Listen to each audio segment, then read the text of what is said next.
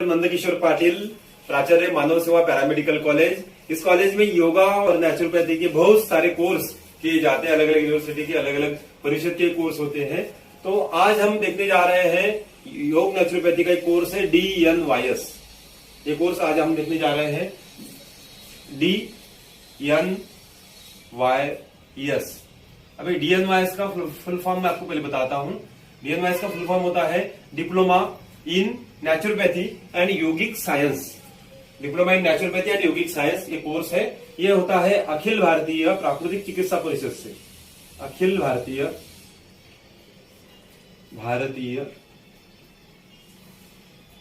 प्राकृतिक चिकित्सा परिषद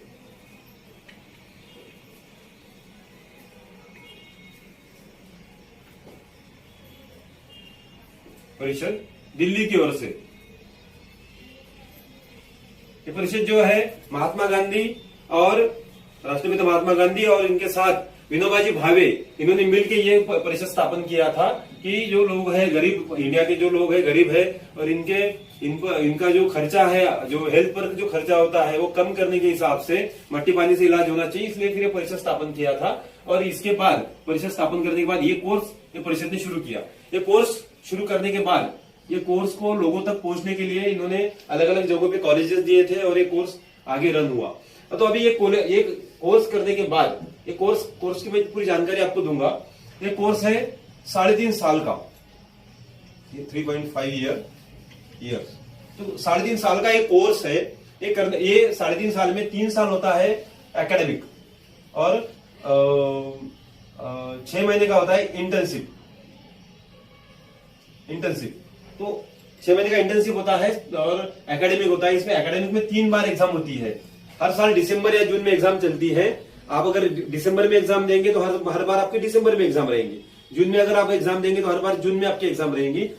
तीन बार एग्जाम देने के बाद, 3 साल एग्जाम देने के बाद 6 महीने का आपको इंटर्नशिप लेना पड़ता है। आपको 3 महीने 2 हॉस्पिटल में जाके आपको प्रैक्टिकल नॉलेज लेना पड़ता है। और ये कोर्स करने के बाद आप योगा और नेचुरोपैथी में आपका करियर कर सकते हैं। योगा में जब आप करियर करेंगे तो आप योग टीचर बनके आपको जॉब मिलेगा। आप अलग अलग स्कूल में जॉब कर सकते हैं, कॉलेजेस में जॉब कर सकते हैं योग टीचर का। और आप PSC सेंटर होते हैं या फिर गवर्नमेंट के जो भी हॉस्पिटल होते हैं वहां पे भी योग टीचर करके आपको जॉब मिलेगी।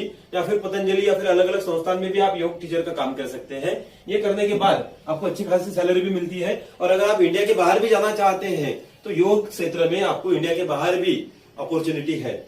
इसके बाद अगर आप देखेंगे नेचुरोपैथी, तो नेचुरोपैथी में मैं आपको बताऊंगा कि नेचुरोपैथी में आप क्या करेंगे। नेचुरोपैथी में 5 एलिमेंट्स होते हैं जो हमारे पंचमहाभूत होते हैं, धूप, आकाश, मिट्टी, पानी और वायु। ये जो 5 तत्व हैं, 5 तत्वों को लेकर आपको पेशेंट का इलाज करना होता है। पेशेंट का इलाज जो होता है वो बिना दवाई का, बिना इंजेक्शन सलाइन का, बिना ऑपरेशन का आप इलाज करेंगे। और ये जो इलाज है ये पूरा मट्टी से, पानी से और मसाज, एनिमा, बस, टिम्बस से आपको इलाज करना होता है। और इसमें डेफिनेटली पेशेंट ठीक होता है। ये इलाज करने के बाद पेशेंट ठीक होता है। तो ऐसे इलाज में अगर आप इलाज करेंगे पेशेंटों का तो ये देश सेवा भी होती है, ये सोशल एक्टिविटी भी होती है।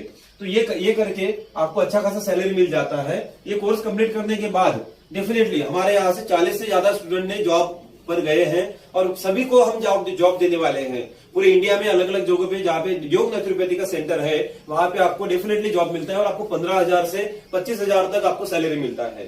तो जरूर आपने ये कोर्स करना चाहिए। ये कोर्स करने के लिए आपको उम्र की कोई प्रॉब्लम नहीं है, कोई भी उम्र में आप ये कर सकते हैं। आप 18 साल से लेके तो 60-70 साल तक आप ये कोर्स कर सकते हैं। आप अगर डॉक्टर हो तो भी आप कोर्स कर सकते हैं, आप इंजीनियर हो तो भी ये कोर्स कर सकते हैं, आप वकील हो या फिर आप कोई फोर्स में हो, आप आर्मी, नेवी, एयरफोर्स में हो तो भी ये कोर्स कर सकते हैं। आपका रिटायरमेंट हो गया है, अभी क्या करें, अभी कोई काम नहीं है, तो उस समय भी आप ये कोर्स कर सकते हो। ये कोर्स करने के लिए आप रेगुलर भी आ सकते हो। 11 से 5 के टाइम में कॉलेज चलता है डेली। अगर आप कॉलेज डेली करना चाहते हैं तो डेली भी कर सकते हैं। अगर आपको डेली समय नहीं है तो आप महीने 2 महीने में विजिट करके भी कर सकते हैं। या फिर आप साल में 15 दिन का प्रैक्टिकल नॉलेज लेकर कॉलेज में रह के 15 दिन का नॉलेज लेके भी ये कोर्स कंप्लीट कर सकते हैं। इसमें इंपॉर्टेंट होता है कि आपको प्रैक्टिकली नॉलेज रहना चाहिए, इसलिए 10-15 दिन का समय आपको देना पड़ता है। और एग्जाम 2 दिन का होता है। अगर जून में देंगे तो भी 2 दिन का, दिसंबर में देंगे तो भी 2 दिन का। 2 दिन आपको एग्जाम देना होता है, एक दिन योगा का पेपर, एक दिन नेचुरोपैथी का पेपर, ऐसे पेपर होते हैं। और ये अगर आप करेंगे कोर्स तो इसमें आपको बहुत सारी बेनिफिट मिलती है। खुद का भी सेहत आप ठीक रख सकते हैं, पब्लिक का भी रख सकते हैं, फैमिली का भी आप सेहत ठीक रख सकते हैं। अगर आपको इसमें एडमिशन करना है तो 25 सितंबर इसका लास्ट डेट है, 25 सितंबर तक ये आपको एडमिशन करना है। 25 सितंबर 25/9 तक आपको एडमिशन करना है। अगर आप 25 तारीख तक एडमिशन करते हैं तो आपको फीस आता है, आपको डीएनवाईएस का जो फीस है ये 8,500 रुपए हम साल का लेते हैं। 8,500 रुपए आपको साल में फीस भरना पड़ता है। ऐसे हर साल 8,500 का आपको फीस पे करना होता है। और इसके बाद आपको 900 रुपए हर साल एग्जाम फी भरना पड़ता है। हर साल आपको 900 रुपए एग्जाम फी भरना पड़ता है। इसके बाद आपको किताबों का खर्चा लगता है। किताबों का 1500 के आसपास आपको खर्चा लगता है। 1200 से 1500 रुपए आपको, या फिर आप जितने किताबें खरीदेंगे उतना आपका खर्चा बढ़ेगा। उसके बाद आपको टी शर्ट और एप्रॉन कॉलेज का लेना पड़ता है, वो आपको 1000 रुपए के आसपास आ जाता है। उसके बाद आपको कॉलेज में आपको एक कोर्स कंप्लीट होने के बाद, इंटर्नशिप करने के बाद आपको डिप्लोमा के लिए 500 रुपए पे करना पड़ता है। और जो रजिस्ट्रेशन होता है, जो प्रैक्टिशनर रजिस्ट्रेशन होता है, उसके लिए 3000 रुपए आपको खर्चा करना पड़ता है। तो ऐसा टोटल पकड़ के एक 30-35 हजार तक आपको खर्चा आता है टोटल एक कोर्स का। ये कोर्स करने के बाद आपको डेफिनेटली जॉब है। खुद का सेंटर भी खोल सकते हैं, खुद का कॉलेज भी खोल सकते हैं, खुद का हॉस्पिटल भी खोल सकते हैं खुद का, या फिर आप दूसरे के यहाँ जॉब भी कर सकते हैं। बहुत सारी अपॉर्चुनिटी इस कोर्स में है। देखिए, ये कोर्स अगर आपको करना है तो आपको कुछ डॉक्यूमेंट कॉलेज को सबमिट करना होता है और फीस सबमिट करना होता है। फीस तो आपको पता है, मैंने इतना फीस सबमिट करना होता है। आप अगर वन टाइम नहीं करते तो आप 2 इंस्टॉलमेंट में भी फीस पे कर सकते हैं। इसमें आपको ये डेट बताया मैंने आपको, 25/9 तक आपको एडमिशन करना है। अगर 25 तारीख तक आप करते हैं तो 8.5 भरना है। अगर आपको 30/8 तक आप एडमिशन करते हो, यानी अगस्त महीने के 30 तारीख तक अगर आप एडमिशन करते हो तो आपको फी पे करना है। 500 रुपए आपको बच जाते हैं, 8,000 में आपका एडमिशन हो जाएगा। और अगर आप 25 तारीख के आगे जाके एडमिशन करते हो तो आपको इधर और आपको फीस आपको ज्यादा भरना पड़ेगा। 8.5 का 9,000 रुपए आपको भरना पड़ सकता है। इसका लेट फी आपको लगेगा। अगर आपको एडमिशन करना है तो आप जल्द से जल्द एडमिशन कीजिए। अगर आप और जानकारी आपको देता हूं मैं कि डॉक्यूमेंट कौन से चाहिए। डॉक्यूमेंट में आपका जेरॉक्स डॉक्यूमेंट चाहिए, ओरिजिनल डॉक्यूमेंट का जरूरत नहीं है। इसमें आपका 10वीं और 12वीं का आपका मार्कशीट, आधार कार्ड का मार्कशीट, आधार कार्ड का जेरॉक्स, टीसी का जेरॉक्स और पासपोर्ट फोटो आपका, यही सब आपको आप व्हाट्सएप पे भेज सकते हैं, ईमेल पर भेज सकते हैं। और आपका, या फिर कॉलेज में आके आप दे सकते हैं, या फिर पोस्ट ऑफिस से भेज सकते हैं। ऐसे कोई भी माध्यम से आप भेज के इसका एडमिशन कंफर्म कर सकते हैं। और एक इन्फॉर्मेशन है, इंपॉर्टेंट है, कि अगर आपका बीए, बीकॉम, बीएससी या फिर कोई भी एजुकेशन शुरू है, अभी आप पढ़ रहे हो, आप कोई कॉलेज में आपका एडमिशन है, आप मुक्त विद्यापीठ ओपन यूनिवर्सिटी से कर रहे हो, या फिर कोई भी यूनिवर्सिटी से आप पढ़ाई कर रहे हो, तो वो पढ़ाई करते करते करते करते आप ये भी पढ़ाई कर सकते हैं। कोई दिक्कत नहीं, आप घर से कर सकते हैं, ये दूसरी पढ़ाई के साथ कर सकते हैं। और बहुत अच्छा कोर्स है योग नेचुरोपैथी का, ये आपने जरूर करना चाहिए। अगर आपको एडमिशन करना है तो मैं आपको कॉलेज का एड्रेस बताता हूं। कॉलेज है मानव सेवा पैरामेडिकल कॉलेज, लड्ढा कैंपस, पुराने बस स्टैंड के पास, महेश नगर, अंजनगांव सुरजी, तहसील अंजनगांव सुरजी है, डिस्ट्रिक्ट अमरावती है और स्टेट महाराष्ट्र है। महाराष्ट्र के अंदर एक कॉलेज है अमरावती डिस्ट्रिक्ट में। और मैं आपको कॉन्टैक्ट नंबर बताता हूं। अगर आपको कॉल करके कुछ और भी जानकारी चाहिए तो आप मेरा एक नंबर ले लीजिए, इस पर आप कॉल कीजिए। नंबर है 9273663032। इस नंबर पर आप कॉल कर सकते हैं। नंबर दोबारा बताता हूं, 9273663032। इस नंबर पर आप कॉल कर सकते हैं या फिर मैसेज, व्हाट्सएप पर मैसेज भी कर सकते हैं। और आपको और जो भी जानकारी चाहिए वो मैं आपको यहाँ पे बताऊंगा। और कॉलेज देखने के लिए आप जरूर आइए। अगर कोई पेशेंट है आपके नजदीक, आपके आसपास, और उनकी बीमारी ठीक नहीं हो रही है, पिछले 10, 15, 20 साल से वो इलाज कर रहा है और वो इलाज से उसको बेनिफिट नहीं मिल रहा है, तो ऐसे पेशेंट आप हमारे यहाँ ला सकते हैं। उन्हें हमारे यहाँ आके उनको पूरा हम ट्रीटमेंट देंगे। उनका जो भी बीमारी है, बीमारी पर हम पूरा इलाज करेंगे। और वो भी बिना इंजेक्शन, बिना दवाई, बिना सलाइन, बिना ऑपरेशन का हम इलाज करेंगे और वो ठीक करेंगे। इतना बताता हूँ और आपकी रजा लेता हूँ।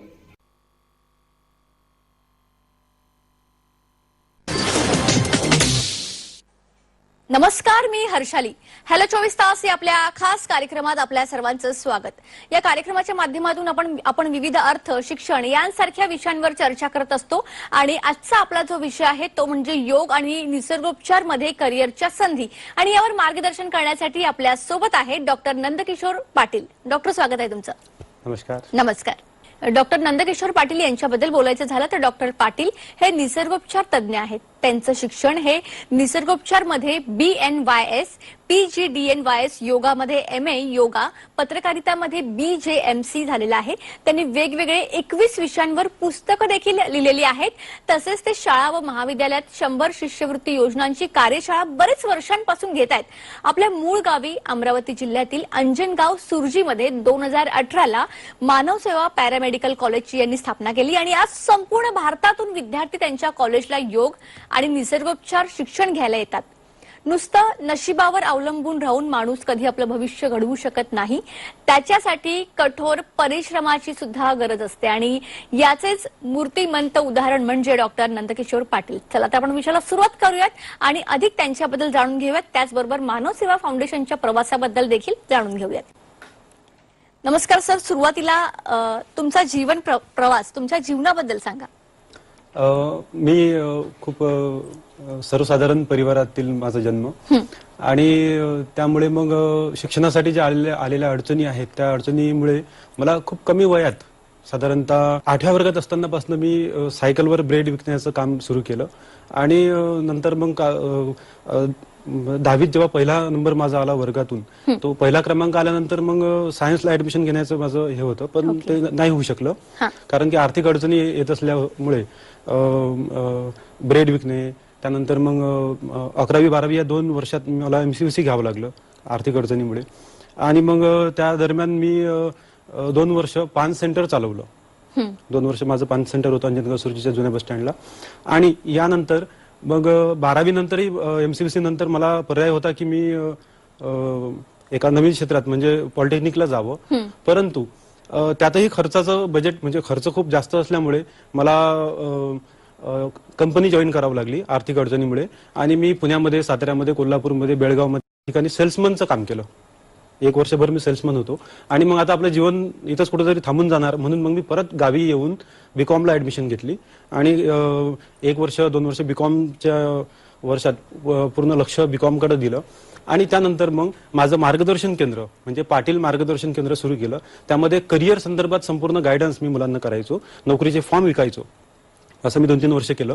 त्यानंतर 2013ला मी मानव सेवा पॅरामेडिकल कॉलेजची स्थापना केली आणि मानव सेवा विकास फाउंडेशनची स्थापना केली आणि 2013ला एक स्कूल सुरू केलं, इंडियन स्कॉलर इंग्लिश स्कूलच्या नावाने.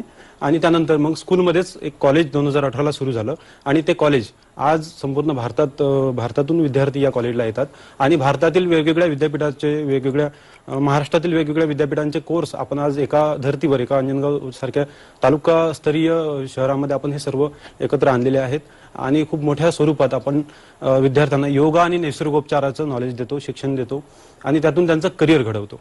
तर सर, एवढा स्ट्रगल करून निसर्गोपचार क्षेत्रात एकंदरीत तुमची सुरुवात कशी झाली याबद्दल सांगा. बघा, योग निसर्गोपचारामध्ये जेव्हा माझी सुरुवात झाली, सर्वात आधी मी एक सर्टिफिकेट कोर्स केला.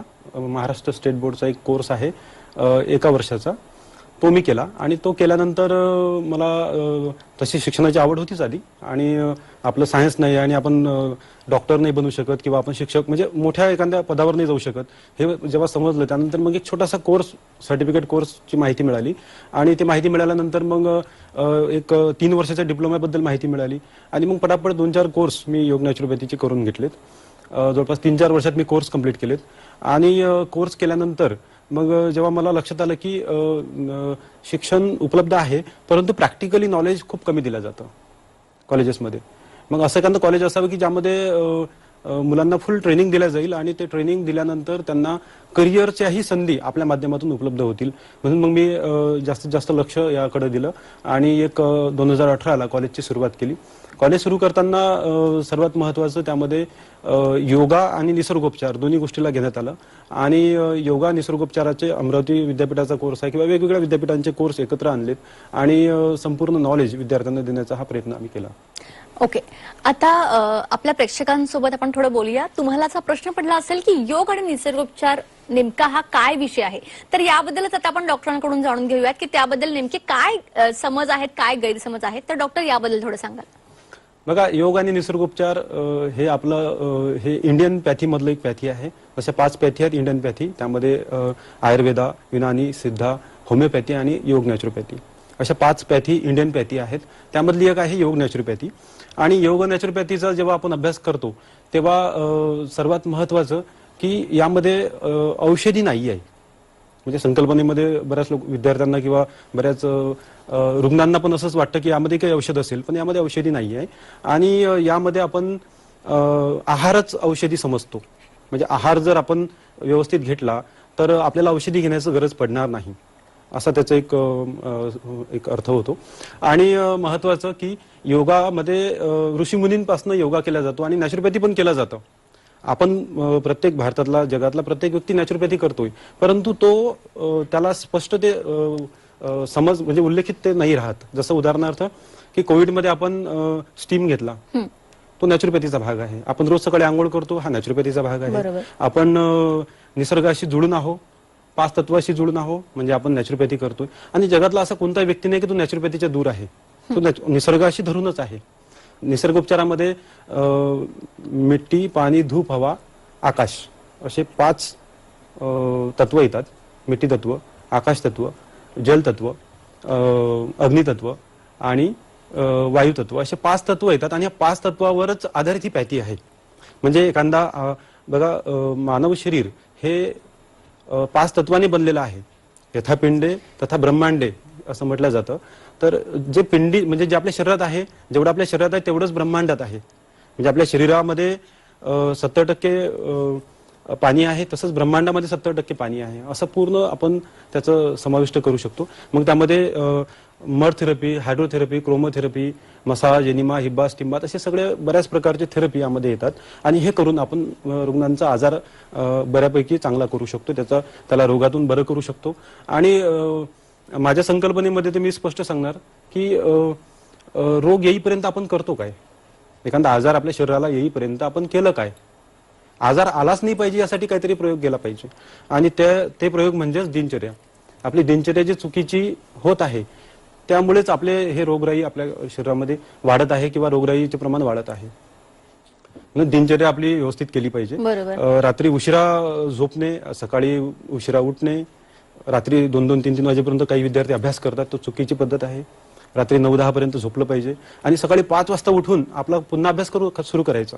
4 वाजता उठा, काही प्रॉब्लेम नाही. परंतु जर तुम्ही उशिरा झोपत असाल, उशिरा उठत असाल तर दिनचर्या चुकीची होते. सकाळी उठल्याबरोबर तुम्ही केमिकलने दात घासत असाल तर तुमच्या आरोग्याला धोकादायक आहे. तुम्ही निंबाचं किंवा बाभळीची एक डांग घेऊन त्याने दात घासा. म्हणजे सांगायचं तात्पर्य की तुम्ही निसर्गाच्या जेवढ्या दूर जाल तेवढं आरोग्य खराब होईल. आज स्टाईलमध्ये आपण म्हणजे स्टाईलच्या घरात आपण राहतोय याचा अर्थ की आपण निसर्गाच्या दूर आहोत.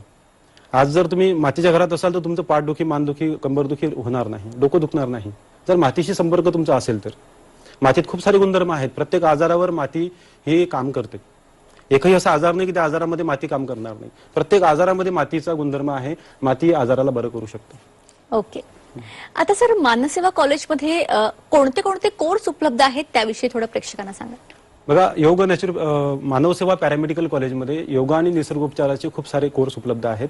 त्यामध्ये सर्वात जास्त ऍडमिशन होणारा कोर्स आहे DNYS, diploma in naturopathy and yogic science. हा जो कोर्स आहे हा अखिल भारतीय प्राकृतिक चिकित्सा परिषद दिल्लीकडून चालवला जातो. आणि ही परिषद महात्मा गांधीजींनी सुरू केली. महात्मा गांधीजींचा जेव्हा पुण्यामध्ये येऊन आजार बरा झाला त्यानंतर त्यांनी काही लुई कुनी आणि बरेच विषयाचे बरेच लेखकांची पुस्तकं वाचलेत. आणि त्यानंतर त्यांनी पुस्तकं पण लिहिले नॅचरोपॅथीचे.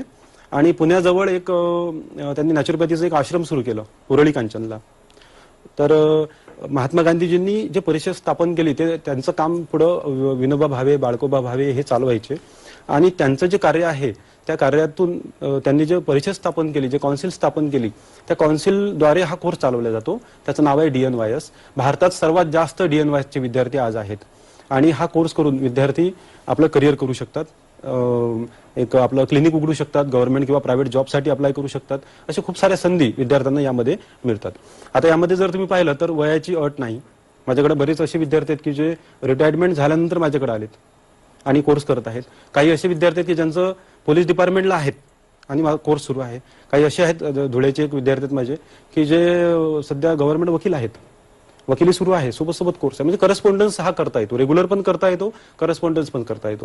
म्हणजे तुम्हाला वेळ असेल तर तुम्ही रेग्युलर कॉलेजला येऊन करा, आणि जर वेळ नसेल तर तुम्ही एक्झामला या, कॅम्पला या, आणि अधूनमधून काही जसं वेळ मिळेल तसं या. म्हणजे तुमचा हा कोर्स 3 वर्षाचा कोर्स कंप्लीट करता येऊ शकतो. यामध्ये वयाची अट नाही. 12वी आर्ट, कॉमर्स, सायन्स असं कोणीही विद्यार्थी यामध्ये प्रवेश घेऊ शकतो. महिला प्रवेश घेऊ शकतात. त्यानंतर एक चांगला कोर्स, हा कोर्स करून तुमचं करिअर मी म्हणेल की 100% यामध्ये आहे. आणि रोजगार, यामध्ये स्वतःचा रोजगारही तुम्ही उभा करू शकता. तुम्ही बऱ्याच लोकांना रोजगारही देऊ शकता. एक तुम्ही स्वतःचं जर क्लिनिक उघडलं तर 10-12 लोक तुमच्याकडे जॉबवरही राहू शकतात. बरोबर. आता आधुनिक काळात या निसर्गोपचाराचं महत्व काय आहे सर, थोडक्यात सांगाल? बघा, आधुनिक काळात निसर्गोपचाराचं खूप जास्त महत्व आहे. आधुनिक काळात आपण जर पाहिलं तर कोविड सारखं आपण महामारी पाहिली, त्यावेळेस आपण जे काही उपचार घेतले, हे सर्व उपचार जे होते, हे योग नॅचरोपॅथीचे बरेच उपचार त्यामध्ये घेण्यात आले. जलनीती करण्यात आली, बऱ्याच हॉस्पिटलमध्ये जलनीती झाली. तर सांगायचं तात्पर्य की नवीन या आधुनिक काळात जर तुम्ही विचार केला, समजा सकाळी जेवण केलेलं आपण रात्री खात नाही. सकाळी आपण जेवण बनवलेलं रात्री आपण खात नाही, आणि खूप दिवसाचं पॅकेट झालेलं अन्न आपण खातो. म्हणजे 2 महिने, 4 महिने, 1 वर्षानंतरचं आपण अन्न खातो. आणि हे अन्न खाल्ल्यावर म्हणजे ते अन्न चांगलं राहावं, त्याला स्मेल येऊ नये म्हणून त्याच्यात केमिकल टाकले जातात. बरोबर. आणि तेच केमिकल खाल्ल्यानंतर आपल्याला रोगराई होणारच. प्लास्टिकच्या पॅकेटमध्ये वर्षभर ते अन्न असतं. त्या प्लास्टिकचाही काही अंश आपल्या शरीरात जाऊ शकतो, आणि तो गेल्यानंतर मग काय त्याचा दुष्परिणाम होणार. तर असे खूप सारे आधुनिक काळात आपण आपल्या आरोग्याला जपलं पाहिजे, आणि त्यासाठी निसर्गोपचारामध्ये दिनचर्या निसर्गोपचाराची आपण अवलंबली पाहिजे. बघा, DNYS कोर्स नंतर दुसरा कोर्स आहे टिळक महाराष्ट्र विद्यापीठाचा. हा 1.5 वर्षाचा कोर्स आहे पुण्यामधून, पुण्याच्या युनिव्हर्सिटी तर्फे होतो.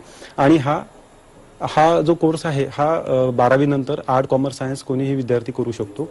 याला वयाची अट नाही आहे, आणि हा रेग्युलर किंवा करस्पॉन्डन्स दोन्ही पद्धतीनं करता येतो. हा कोर्स करून तुम्ही तुमचं करिअर करू शकता. त्यानंतर संत गाडगेबाबा अमरावती विद्यापीठाचा एक कोर्स आहे DNYT, तो करून तुम्ही करिअर करू शकता. त्यामध्येही जर आपण विचार केला तर त्यामध्येही सायन्सची गरज नाही आहे, आणि कमी पर्सेंटेज असले तरी प्रवेश मिळतो.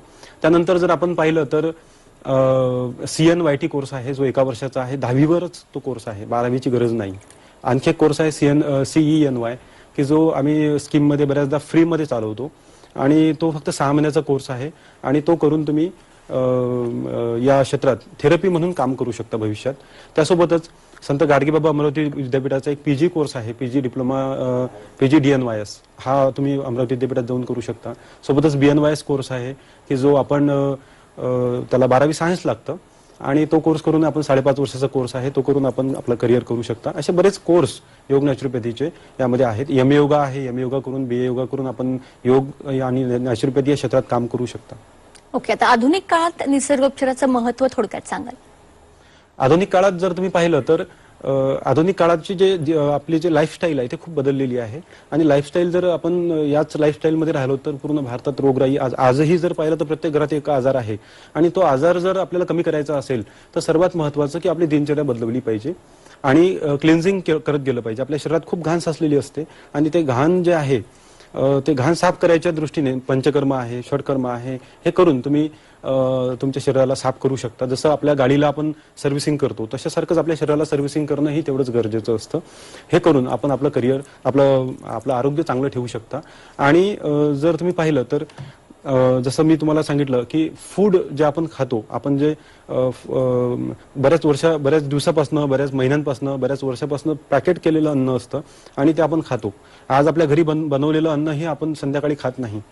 आणि पॅकेट आलेलं अन्न, बिस्किट्स आहेत किंवा वेगवेगळे पॅकेट आहेत, ते पॅकेट अन्न जे खातो आपण त्याला प्लास्टिकच्या पॅकेटमध्ये पॅक केलं असतं. प्लास्टिकमुळे आणि त्या सर्व त्यामध्ये काही घटक टाकले जातात, काही ऍसिड टाकले जातात, आणि त्या ऍसिडमुळे आपलं आरोग्य खराब होतं. तर आरोग्य खराब नाही झालं पाहिजे, त्यामुळे म्हणजे त्यासाठी आपण असे प्रयत्न केले पाहिजे. ओके. आता योग आणि निसर्गोपचार क्षेत्रात जर करिअर करायचं असेल तर याची काय प्रोसेस आहे, थोडक्यात सांगाल? बघा, योग नॅचरोपॅथीमध्ये करिअर करायचं असेल तर सर्वात आधी आपण ऍडमिशन केली पाहिजे. कॉलेजला ऍडमिशन करणं महत्वाचं आहे. त्यानंतर जर तुम्हाला चांगलं करिअर करायचं असेल तर रेग्युलर कॉलेज करणं गरजेचं आहे. रेग्युलर कॉलेज करून तुम्ही या क्षेत्रात चांगलं करिअर करू शकता. माझ्याकडे आल्यानंतर मी विद्यार्थ्यांचा माझ्याकडे आले की कोर्स सुरू असतानाच मी त्यांच्या मुलाखती घेणं सुरू करून टाकतो की माझ्याकडून पुढे जेव्हा ते जातील तेव्हा त्यांना मुलाखतीला फेस करताना त्या व्यवस्थित करता आलं पाहिजे. म्हणून इथं पूर्ण नॉलेज दिलं जातं आणि इथनं बाहेर जेव्हा मुलगा जातो तेव्हा तो नोकरीवर किंवा स्वतःचं करिअर करतोच. ओके, आता योग आणि निसर्गोपचार या क्षेत्रामध्ये विद्यार्थ्यांचं पुढे जाऊन कसं करिअर घडू शकतं, थोडक्यात सांगाल? बघा, योग नॅचरोपॅथी क्षेत्रात जाऊन मुलं आपलं करिअर करू शकतात. ते स्वतःचं योगा सेंटर सुरू करू शकतात. ते स्वतः योगा शिक्षक म्हणून वेगवेगळ्या स्कूल कॉलेजेसमध्ये नोकरी करू शकतात. त्यांना नॅचरोपॅथीचे डॉक्टर म्हणून ते एक स्वतःचं क्लिनिक उघडू शकतात. आता माझ्याकडे एक संकल्पना आली की एखाद्या मुलाकडे जर शेती असेल तर त्यांनी पाव एकर शेती त्या नॅचरोपॅथी सेंटरला द्यावी आणि म्हणजे शेतकरी करू शकतात. महाराष्ट्रातले सर्व शेतकरी या क्षेत्रात उतरू शकतात आणि पाव एकर शेती आम्हाला द्या, आम्ही त्यात आमचं एक नॅचरोपॅथी सेंटर सुरू करतो, त्यात तुम्हाला बेनिफिट मिळेल आणि चांगलं एक सेंटर सुरू करून त्यामध्ये लोकांचे आजार बरे होतील, बरे करू आपण आजार, असं काही एक संकल्पना मांडून मुलंही त्यामध्ये सहभागी होऊ शकतात. आपले जे कॉलेजचे जे विद्यार्थी आहेत असे विद्यार्थी करत आहेत. माझे मानवसेवा पॅरामेडिकल कॉलेजमधून 100पेक्षा जास्त मुलं अशी आहेत की जे वेगवेगळ्या क्षेत्रात करिअर आणि नोकरी करत आहेत. गव्हर्नमेंट नोकरी पण आहे, प्रायव्हेट नोकरी पण आहे. महाराष्ट्रातल्या प्रत्येक हॉस्पिटलमध्ये योगाची जागा आहे, नॅचरोपॅथीची जागा आहे, पोस्टिंग आहे. फक्त तुम्हाला शिक्षण घेणं गरजेचं आहे आणि जेव्हा फॉर्म निघतात त्यानंतर ते फॉर्म भरणं गरजेचं आहे. आपल्याकडे संपूर्ण माहिती, कॉलेजमध्ये संपूर्ण माहिती तशी उपलब्ध असते. ओके, तर महाराष्ट्रामध्ये निसर्गोपचार आणि योग यासाठी काही विशेष तरतूद आहे का आणि कोर्स पूर्ण झाल्यानंतर नोंदणीची गरज आहे का तशी? बघा, नोंदणी संदर्भात सांगायचं झालं तर 2016 मध्ये माननीय विनोदजी तावडे यांनी एक कायदा बनवण्याचा प्रयत्न केला, परंतु तो पूर्णत्वास आला नाही. तो जर कायदा पूर्णत्वास आला असता तर नोंदणी झाली असती महाराष्ट्रातील सर्व योग नॅचरोपॅथी प्रचारकांची. परंतु आता सध्या महाराष्ट्र गव्हर्नमेंटचं असं एक पत्र आमच्याकडे आहे की तुम्हाला जोपर्यंत नॅचरोपॅथीची काउन्सिल अस्तित्वात येत नाही तोपर्यंत तुम्हाला रजिस्ट्रेशनची काही गरज नाही, नोंदणीची काही गरज नाही. बिना नोंदणीचं तुम्ही तुमचं प्रॅक्टिस करू शकता, तुमचं आरोग्य सेवा देऊ शकता. तुम्हाला कोणी बंधन करणार नाही. फक्त क्रॉसपॅथी करू नये. ज्याच्यात तुमचं शिक्षण झालं तेच तुम्ही केलं पाहिजे, बस. हे एक छोटीशी अट आहे. मानवसेवा पॅरामेडिकल कॉलेजकडूनही आहे आणि शासनाकडूनही आहे. जर क्रॉस करत असाल तर तुमचं नुकसान आहे. तुम्ही तुमच्या पॅथीमध्ये तुमचं ज्यात शिक्षण झालं त्यातच तुम्ही करिअर केलं पाहिजे आणि त्यातच तुम्ही पुढे गेले पाहिजे. ओके, आता तुम्ही लेखक म्हणून एवढं कार्य केलेलं आहे तर तुमचा अनुभव आणि स्कॉलरशिप सेमिनार याविषयी, या संकल्पनेविषयी थोडक्यात आपल्या प्रेक्षकांना काय सांगाल? बघा, स्कॉलरशिप विषयावर जेव्हा माझं शिक्षणात अडचणी आल्यात तेव्हा मी खूप साऱ्या योजना एकत्र केल्यात. माझ्याकडे 100पेक्षा जास्त योजना उपलब्ध आहेत, एका ठिकाणी आहेत आणि 100 योजना स्कॉलरशिपच्या मी गोळा केल्यात. आता ह्या योजना लोकांपर्यंत कशा पोहोचवायच्या त्यासाठी मी काय केलं की वेगवेगळ्या न्यूजपेपरच्या माध्यमातून आर्टिकल देऊन ते लोकांपर्यंत पोहोचवण्याचा प्रयत्न केला आणि तो प्रयत्न केला पण तो प्रत्येकापर्यंत पोहोचला नाही. म्हणून मग मी एक पुस्तक छापलं, पुस्तकाच्या माध्यमातून लोकांपर्यंत पोहोचवलं. तरीही ते मला असं वाटलं की कमी पडतंय, म्हणून मग मी स्कूल कॉलेजेसमध्ये जाऊन सेमिनार दिलेत आणि सेमिनार देऊन 2-2 तास बोलून त्यांना त्या योजनांची माहिती दिली. जसं LIC गोल्डन ज्युबली स्कॉलरशिप आहे, 10,000 रुपये स्कॉलरशिप मिळते. जयंत टाटा इंडोमेंट स्कॉलरशिप आहे, 3 लाख ते 7 लाख रुपयापर्यंत स्कॉलरशिप मिळते. त्यानंतर इंडियन ऑइल कंपनीची स्कॉलरशिप आहे. अशा वेगवेगळ्या भारताच्या बाहेरच्या कंपन्यांच्या किंवा विदेशी बऱ्याच, जसं एस्टॉल इंडिया युथ स्कॉलरशिप आहे जे सिंगापूरकडनं भारतीय विद्यार्थ्यांना दिल्या जाते. फुलब्राईट नेहरू स्कॉलरशिप आहे की जे अमेरिकेकडनं भारतीय विद्यार्थ्यांना दिली जाते. फेलोशिप दिल्या जातात. तर या सगळ्या योजनांचा माझा 2 तासाचा सेमिनार असतो. तो महाराष्ट्रात कुठेही जर गरज असेल तर आपण तो देऊ शकतो. या सेमिनारच्या माध्यमातून मी हजारो विद्यार्थ्यांना स्कॉलरशिप मिळवून दिल्यात आणि त्यांचं शिक्षण त्या माध्यमातून चांगलं झालं. ओके, तुम्ही या ठिकाणी याला खूप चांगलं मार्गदर्शन केलं, त्यासाठी तुमचे मनापासून धन्यवाद. धन्यवाद. तर प्रेक्षकांनो, आधुनिक काळात निसर्गोपचाराचं महत्व काय आहे आणि योग आणि निसर्गोपचार क्षेत्रात विद्यार्थ्यांचं करिअर कसं घडू शकतं यावर मार्गदर्शन केलं आजच्या कार्यक्रमात डॉक्टर नंदकिशोर पाटील यांनी. प्रेक्षकांनो, विना औषधी सुद्धा तुम्ही आजारापासून मुक्त होऊ शकता, फक्त थेरपीच्या माध्यमातून. त्यामुळे निसर्गोपचार क्षेत्रात तुम्ही प्रवेश घेऊ शकता आणि या संस्थेशी जोडण्यासाठी तुम्हाला स्क्रीनवर जे नंबर दिसतात त्यावर तुम्ही संपर्क करू शकता.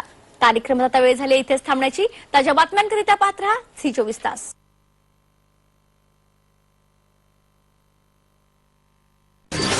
आपल्या रोजच्या जीवनामध्ये आपण विविध शारीरिक समस्येने कंटाळलो असतो. आपण बऱ्याच ठिकाणी इलाज करतो, परंतु जसा पाहिजे तसा रिझल्ट येत नाही. तर आज मी तुम्हाला ओळख करून देतो आपल्या सर्वांचा विश्वास आणि खात्रीशीर रिझल्ट, मानव सेवा नेचर क्युअर सेंटर. आमच्याकडे कुठली मसाज, फायर कंपिंग, मशीनद्वारे शेक लावणे, ऑक्सिभूषण, खुबा खराब होणे, मान पाठ कंबर, डोकेदुखी, सांधेदुखी, जुनाट सांधेवात, खांदा आखडणे, पायाला गोळे येणे, अर्धांगवायू उपचार, सायटिका, शिरांचे सर्व आजार, मणका दबणे, गॅप पडणे, झीज होणे, मणका सरकणे, यामधील आपण कोणत्याही जर त्रासाला कंटाळले असाल तर खात्रीशीर रिझल्ट. आतापर्यंत अनेक पेशंटला आपल्या त्रासापासून आराम मिळाला. तर आपल्या कोणत्याही समस्येसाठी रामबाण उपाय एकदा अवश्य संपर्क साधा. 9273663032. आमचा पत्ता Manav Seva paramedical college, Latta campus, Maheshnagar, Anjangaon, Suji, जिल्हा अमरावती. मानव सेवा नेचर क्यू. चला चला चला, योग निसर्गोपचार महोत्सव. योग निसर्गोपचार महोत्सव 3 दिवसाचे भव्य शिबिर, एज्युकेशन कॅम्प 2025, भव्य योग निसर्गोपचार वार्षिक निवासी शिबिर 2024-25, 30-31 जानेवारी आणि 1-2 फेब्रुवारी 2025. स्थळ संत गुलाबबाबा आश्रम, टाकरखेडा मोरे, तालुका अंजनगाव, सुजी, जिल्हा अमरावती. सदर योग आणि निसर्गोपचार महोत्सवामध्ये 3 दिवसाचे प्रशिक्षण आणि व्याख्यान होणार आहेत. या ठिकाणी संपूर्ण महाराष्ट्रासह भारतातून विद्यार्थी, शिक्षक, योग साधक, योग स्पर्धक, योग शिक्षक, शाळा आणि कॉलेजचे विद्यार्थी, निसर्गोपचार तज्ञ मंडळी असे सर्व महिला पुरुष एकत्र येणार आहेत. या शिबिराला वयाची अट नसल्यामुळे सर्व वयोगटातील व्यक्ती येऊ शकतात. या ठिकाणी भोजन व निवासी व्यवस्था प्रशस्त स्वरूपात केलेली आहे. सुसज्ज महोत्सवाचे आयोजन आणि नियोजन असेल आणि नवनवीन तज्ञ वक्ते आपले ज्ञान वाटणार आहेत. म्हणूनच योग आणि निसर्गोपचार क्षेत्रात विशेष कामगिरीसाठी या शिबिरात आवर्जून उपस्थित राहावे. यामध्ये जास्तीत जास्त चिकित्सा पद्धतीद्वारे रोग निवारण मार्गदर्शन केले जाईल. षटकर्म, मुद्रा, हिलिंग, बंध, ध्यान साधना, योगासन, प्राणायाम, सप्तचक्र, अष्टांग योग, जल चिकित्सा, सूर्यकिरण चिकित्सा, वायू चिकित्सा, आकाश चिकित्सा, माती चिकित्सा या पंचतत्वाद्वारे रोग निवारण करण्याचे मार्गदर्शन यावेळी मिळणार आहे. आपण या महोत्सवात यावे आणि आपल्या जवळच्या मित्रांना आवर्जून घेऊन यावे. शिबिराची नाव नोंदणी सुरू झालेली आहे. अधिक माहितीसाठी कॉलेजमध्ये संपर्क साधावा. Manav Seva paramedical college, doctor Nandkishor Patil, 9273663032. त्याचबरोबर 9175518074. नाव नोंदणी शुल्क विद्यार्थी 1000, इतर 1500. प्लीज हम कहाँ पे पाल्पेट कर सकते हैं बॉडी में, वो बताया, राइट? Yes ma'am. ओके, ठीक है. तो चलिए, तो वो एक हमारा आज का थोड़ा सा कम हो गया. ठीक है. लास्ट टाइम का हम लोग 2 मिनट में जल्दी से देख लेते हैं कि लास्ट टाइम हम लोगों ने क्या किया था. कोई जल्दी से बता दीजिए अभी मुझे, क्या क्या किया था हम लोगों ने last time. Circulation, right? 2 types of circulation किया था, याद है? चलिए जल्दी बताइए, आज ऑलरेडी लेट हो चुका है हम लोग को. Ma'am, systemic circulation and pulmonary circulation. Explain कर सकते हैं आप ब्रीफ में सिस्टमिक और पल्मोनरी क्या होता है, आप या कोई और भी? जल्दी से बता दीजिए. चलिए, ठीक है. सिस्टमिक सर्कुलेशन कहाँ से शुरू होकर कहाँ तक आता है? लेफ्ट वेंट्रिकल में से शुरू होता है. यस, आज इतने सारे लोग जुड़े हुए हैं, तब बताइए जल्दी से. मैं स्क्रीन शेयर कर देती हूँ अपना, दिखे तो बताइएगा. मैम, लेफ्ट एट्रियम से शुरू होता है और राइट एट्रियम में खत्म होता है. लेफ्ट एट्रियम में शुरू होता है या लेफ्ट वेंट्रिकल में शुरू होता है? लेफ्ट वेंट्रिकल में से शुरू होता है. फिर क्या होता है, एओर्टा में से ब्लड बाहर निकलता है, पूरे बॉडी के हर एक सेल तक जाता है. सेल्स में सारा ऑक्सीजन और न्यूट्रिएंट्स सेल में डिपॉजिट करता है ब्लड में से, और जो सेल्स में वेस्ट मटेरियल है और जो हार्मफुल गैसेस है, जो CO2 है, वो वापस से ब्लड में आ जाता है और वही ब्लड कन्वर्ट हो जाता है डीऑक्सीजनेटेड ब्लड में, राइट। वहीं से बनते हैं वेन्यूल्स। वेन्यूल्स बहुत सारे मिलाकर बनते हैं वेन्स, बहुत सारे वेन्स मिला के बनते हैं वेना केवा। दोनों वेना केवा, इंफीरियर और सुपीरियर वेना केवा, आकर मिलते हैं राइट एट्रियम में, ठीक है। तो ये यहाँ तक हुआ सिस्टमिक सर्कुलेशन, जो लेफ्ट वेंट्रिकल में से शुरू होता है और राइट एट्रियम तक आकर रुकता है। इसके बाद यही डीऑक्सीजनेटेड ब्लड आगे राइट वेंट्रिकल में डिपॉजिट होता है। यहाँ से शुरू होता है हमारा पल्मोनरी सर्कुलेशन। यहाँ से आगे जाएगा पल्मोनरी आर्टरीज के थ्रू। यहाँ पे पल्मोनरी वेन गलत लिखा हुआ है, पल्मोनरी आर्टरीज के थ्रू ये डीऑक्सीजनेटेड ब्लड जाता है हमारे लंग्स में। लंग्स के जो फंक्शनल यूनिट जिनको हम एल्वियोलाई बोलते हैं, वहां पे ये जो डीऑक्सीजनेटेड ब्लड है उसका ऑक्सीजनेशन होता है, यानी कि उस ब्लड में CO2 जो है वो लंग्स में जमा हो जाता है और लंग्स में जो O2 भरा हुआ है वो उस ब्लड में आ जाता है। तो ये डीऑक्सीजनेटेड ब्लड कन्वर्ट हो जाता है ऑक्सीजनेटेड ब्लड में। फिर ये वेन्यूल्स होते हैं, तो यहाँ पे ऑक्सीजनेटेड ब्लड है इसीलिए हम इनको बोलेंगे कैपिलरीज। बहुत सारे कैपिलरीज मिला के बनेंगे आर्टरीज। तो कौन सी आर्टरीज बनती है, लेकिन यहाँ पे ये एक्सेप्शन है, पल्मोनरी वेन होती है ये, ठीक है, जो ऑक्सीजनेटेड ब्लड लेके जाएगी लेफ्ट एट्रियम तक, ठीक है। तो ये हुआ पल्मोनरी सर्कुलेशन जो शुरू हुआ राइट वेंट्रिकल से और लंग्स के थ्रू जाके खत्म होता है लेफ्ट एट्रियम तक, ठीक है। आई होप सबने थोड़ा बहुत रिवाइज किया होगा। इसको रिवाइज करते रहिए, मैं बार बार बता रही हूँ आपको, वरना जब पेपर वगैरह लिखने जाएंगे तो आपको वापस पहले से सब कुछ शुरू करना पड़ेगा। ओके, दूसरी चीज हम लोगों ने देखी थी हार्ट कंडक्शन सिस्टम, राइट। किसी को कुछ बोलना है?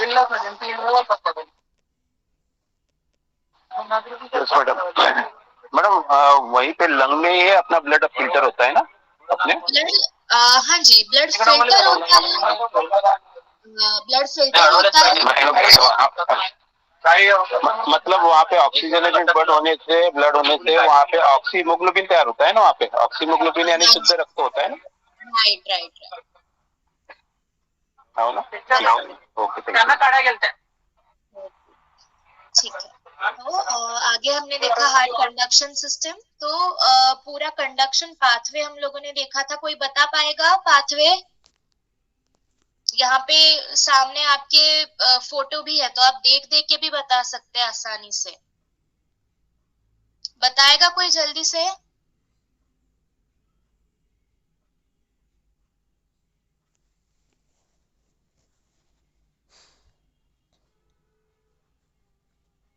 नहीं, किसी को नहीं याद है? ठीक है। ये ऐसे नोड है जिसको हम बोलते हैं नेचुरल पेसमेकर।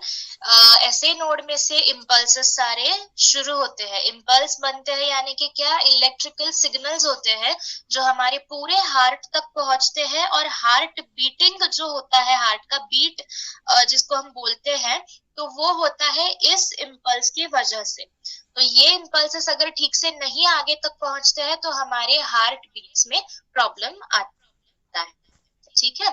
तो ऐसे नोड जो है साइनोएट्रियल नोड, वो सबसे पहले क्या करेगा, दोनों एट्रियम्स तक जाता है, दोनों एट्रियम्स, और तीसरा ये एवी नोड तक, एट्रियो वेंट्रिकुलर नोड तक ये सिग्नल जाते हैं। तो सबसे पहले क्या होता है, ये यहाँ पे जो एट्रियम में इम्पल्स आया है, तो दोनों एट्रियम कॉन्ट्रैक्ट होते यानी सिकुड़ जाते हैं। तो अंदर जो भी ब्लड है वो पूरा वेंट्रिकल्स में आ जाता है। वेंट्रिकल्स में ब्लड आने तक उस इम्पल्स को बनाए रखना, उस इम्पल्स को डिले करना एवी नोड का काम है।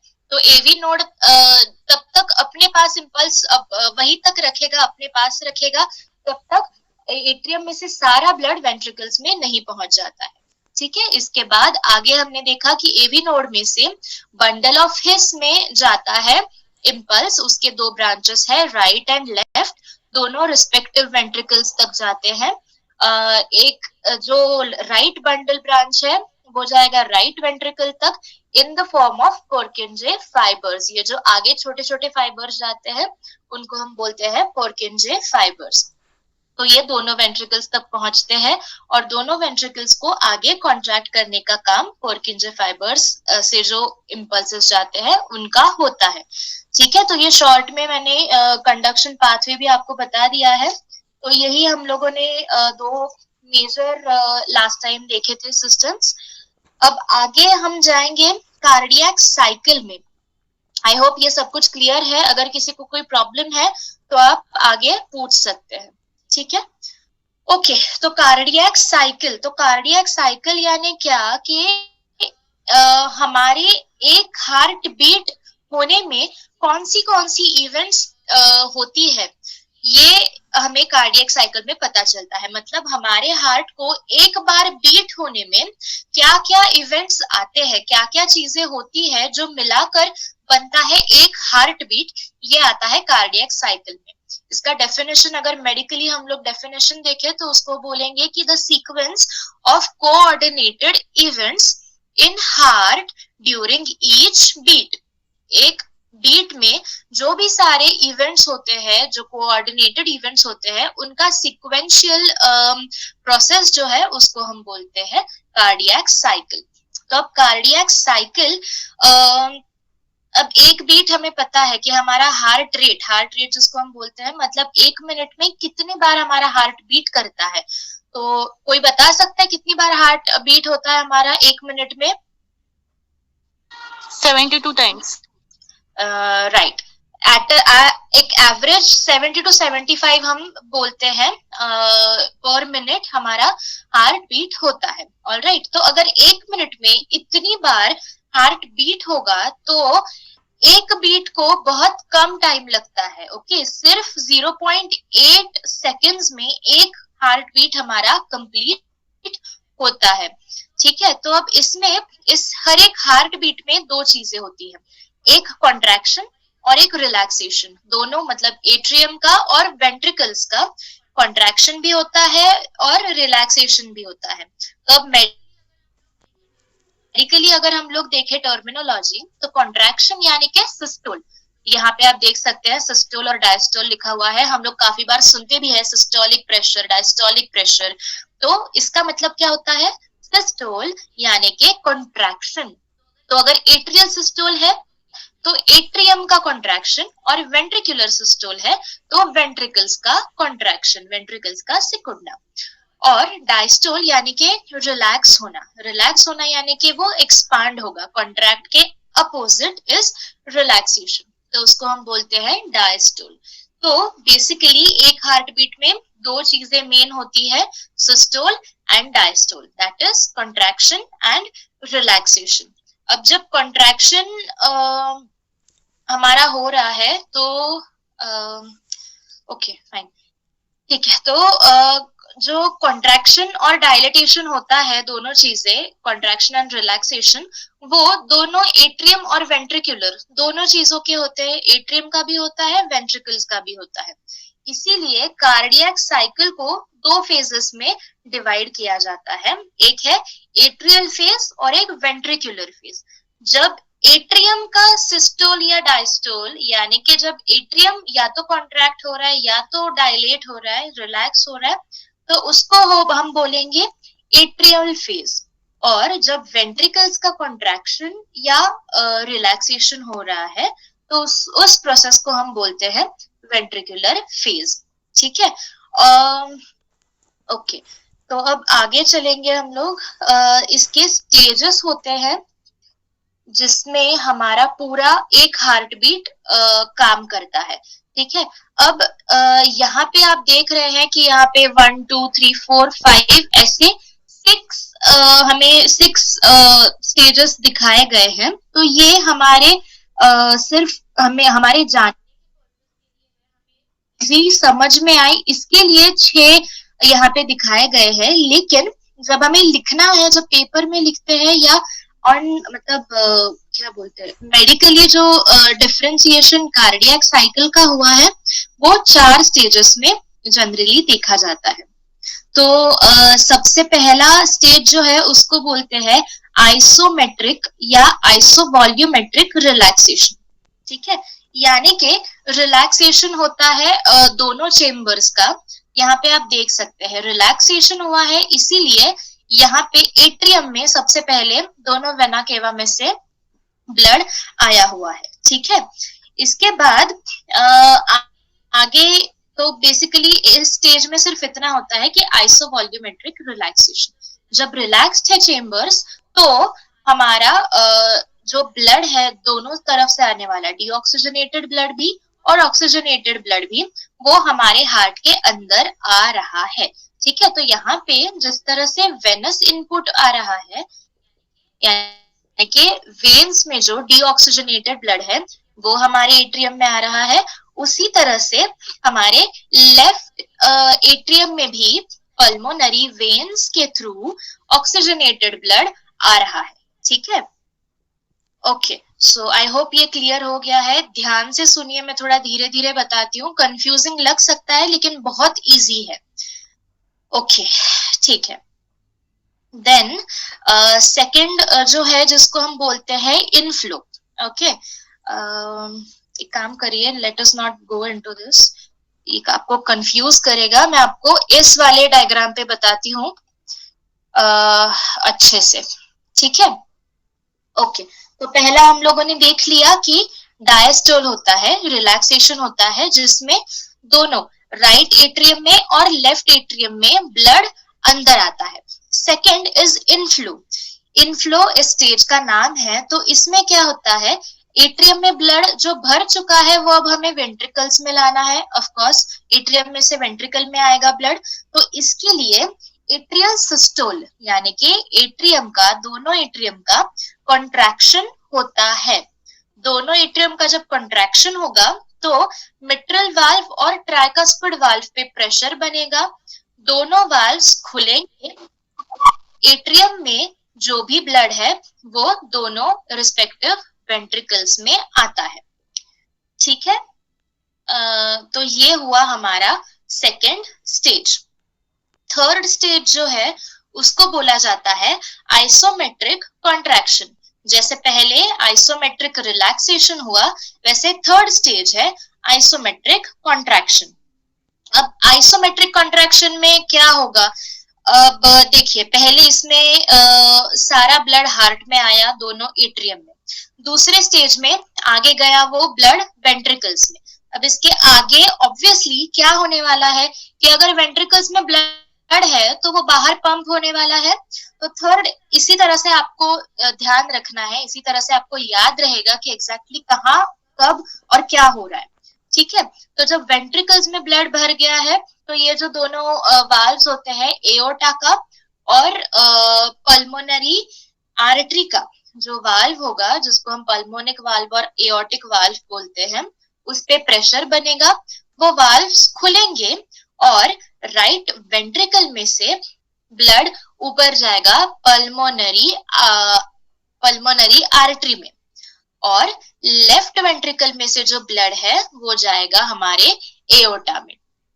ठीक है, आई होप समझ में आ रहा है आप लोगों को। ओके, तो यहां तक आ गए हम लोग। फिर फोर्थ स्टेज जो है उसको बोलते हैं इजेक्शन। अब इजेक्शन यानी कि क्या, इजेक्शन यानी बाहर निकलना। तो बेसिकली ब्लड का बाहर निकलना, जो प्रेशर बनता है वहां तक हम बोलेंगे कि आइसोवॉल्यूमेट्रिक कॉन्ट्रैक्शन हुआ है। यानी कि थर्ड स्टेज वहां तक होती है जहां तक दोनों वाल्व्स पे प्रेशर बन रहा है। ठीक है, यहाँ पे कॉन्ट्रैक्शन होना वेंट्रिकल्स का, दोनों वेंट्रिकल्स का, इज द थर्ड स्टेज। इसके बाद आगे जो ब्लड जा रहा है इस पल्मोनरी आर्टरी और एओर्टा में, वो होगा हमारा फोर्थ स्टेज जिसको हम बोलते हैं इजेक्शन। यानी कि हार्ट में से ब्लड का बाहर निकलना, ब्लड का बाहर निकल के जहां पे मतलब अगर डीऑक्सीजनेटेड ब्लड है तो वो लंग्स में, और ऑक्सीजनेटेड ब्लड हमारे पूरे बॉडी में सर्कुलेट होना इज द इजेक्शन फेज। ठीक है, तो इट इज वेरी सिंपल समझ गए होंगे, आई होप आप सब लोग, कि किस तरह से एक हमारा हार्ट बीट कंप्लीट हुआ है। ठीक है, इसमें किसी को कुछ डाउट है? No ma'am. पक्का सबको समझ में आ गया है? यस। ठीक है, गुड। ओके, तो अब ये सारी चीजें जो होती है, एट्रियम्स में ब्लड आना, दोनों वाल्व्स खुलना, दोनों वाल्व्स बंद होना भी उतना ही इम्पोर्टेंट है। जब दोनों एट्रियम पूरी तरह से खाली हो जाते हैं तो ये वाल्व्स बंद हो जाते हैं। ठीक है, एयर प्रेशर की वजह से दोनों वाल्व्स बंद हो जाते हैं। बैकफ्लो रोकने के लिए, वापस वेंट्रिकल में से ब्लड ऊपर नहीं जाए, इसके लिए ये वाल्व्स बंद होती है।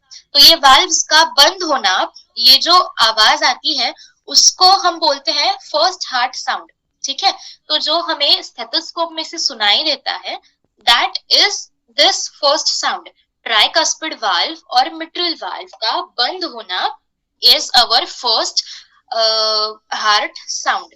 ठीक है, तो ये हमें देखने को मिलता है थर्ड यानी आइसोवॉल्यूमेट्रिक कॉन्ट्रैक्शन के स्टेज में, ये हमें जनरली देखा जाता है। तो क्या होगा, फर्स्ट स्टेज में सारा ब्लड एट्रियम में आया, सेकेंड स्टेज में ब्लड एट्रियम में से वेंट्रिकल में गया। इस स्टेज के एंड में क्या होगा, इस स्टेज के एंड में और थर्ड स्टेज के स्टार्टिंग में ये दोनों वाल्व जो है वो बंद होती है। इसीलिए थर्ड स्टेज में कार्डियक साइकिल के हमें सुनाई देता है हार्ट का फर्स्ट साउंड। ओके, इसके बाद जो दूसरा साउंड जो हमें सुनाई देता है वो होता है ये दोनों जो पल्मोनिक वाल्व और एओर्टिक वाल्व का जो बंद होना है उसकी वजह से हमें सुनाई देता है सेकेंड हार्ट साउंड।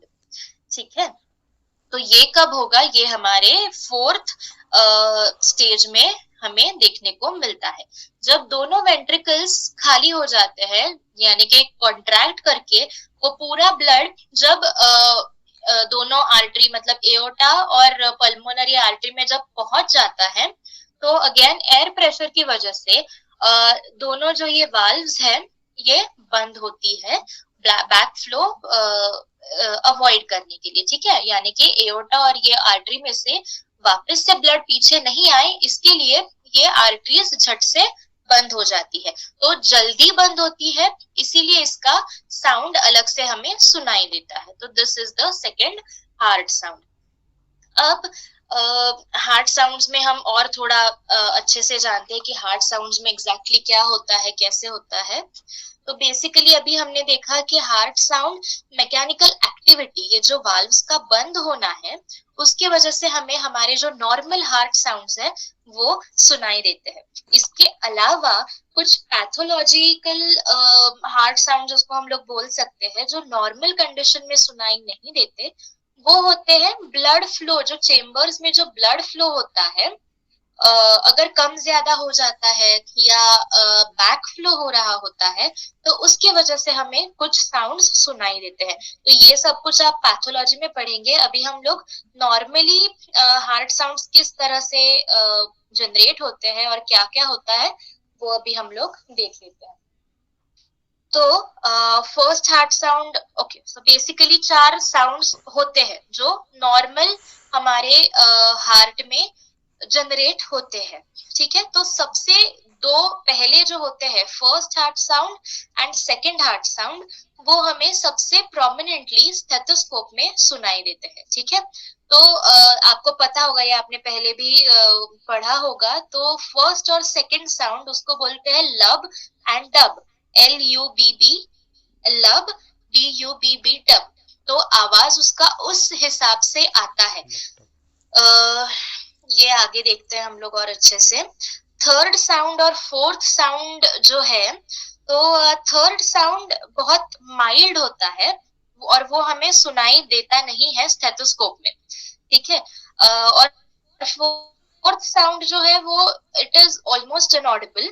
अगर कोई पैथोलॉजिकल कंडीशन होती है तो ही हमें वो स्टेथोस्कोप में या माइक्रोफोन में सुनाई देता है, बाकी अगर फोर्थ साउंड को हमें स्टडी करना है तो उसका सिर्फ ग्राफिक रिप्रेजेंटेशन हम देख सकते हैं, यानी कि जैसे हम ईसीजी देखते हैं उस हिसाब से फोनोकार्डियोग्राम उसको बोला जाता है, उसके लिए उसमें हम देख सकते हैं फोर्थ साउंड। तो हम फोर्थ साउंड देख सकते हैं, सुन नहीं सकते हैं, ठीक है। तो इसीलिए अगर इन दो जो पहले दो हमारे प्रोमिनेंट साउंड होते हैं उनको छोड़ के अगर कोई और आवाज आता है तो फिर वो हम बोल सकते हैं ऐसा कि कोई पैथोलॉजिकल कंडीशन अंडरलाइंग हो सकती है। ऑलराइट, ठीक है। तो अब शुरू करते हैं हम लोग फर्स्ट हार्ट साउंड से।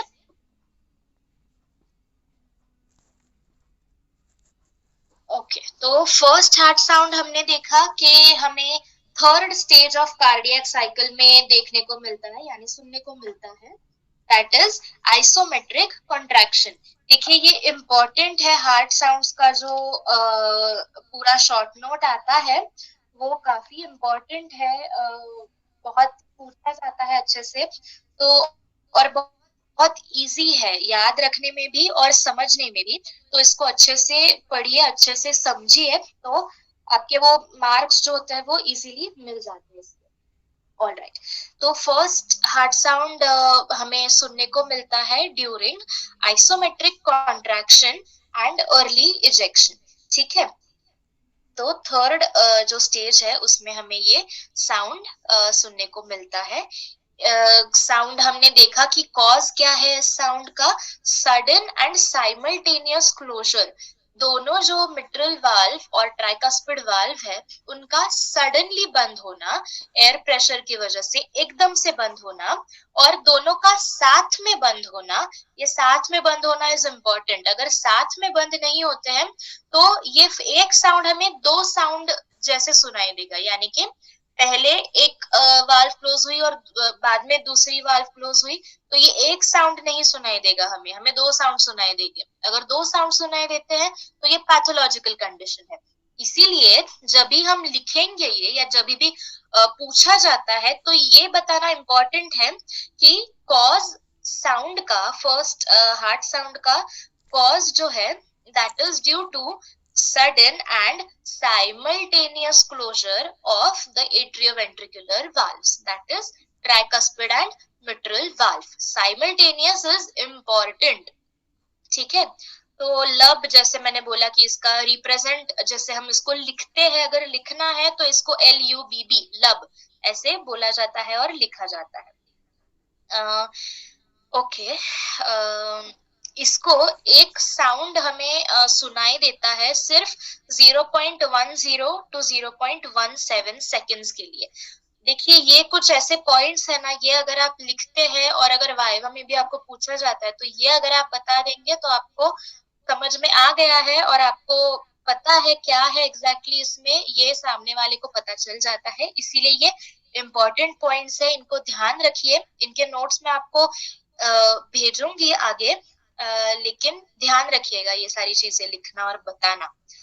तो time duration first heart sound का है 0 to 10 से लेके 0.17 सेकेंड्स के लिए। तो फ्रीक्वेंसी इसकी कितनी होती है, यानी कि पर सेकेंड हमें 25 to 45 साइकिल्स इस फर्स्ट साउंड के सुनाई दे सकते हैं पर सेकेंड। ओके, अब ईसीजी में अगर हम लोग देखते हैं तो ये फर्स्ट साउंड हमें आर वेव में दिखाई देता है। ईसीजी हम लोग आगे देखेंगे अच्छे से, तभी और अच्छे से आपको पता चलेगा, ठीक है। तो this is about the first sound. अब फर्स्ट साउंड की अप्लाइड फिजियोलॉजी, यानी कि जैसे मैंने बताया बीच में कि अगर कुछ अलग से आवाज आती है तो इट इज पैथोलॉजिकल। तो ये हम लोग देखते हैं कि कहाँ पे इम्पोर्टेंट है first sound, why is it important और किस हिसाब से इम्पोर्टेंट होता है।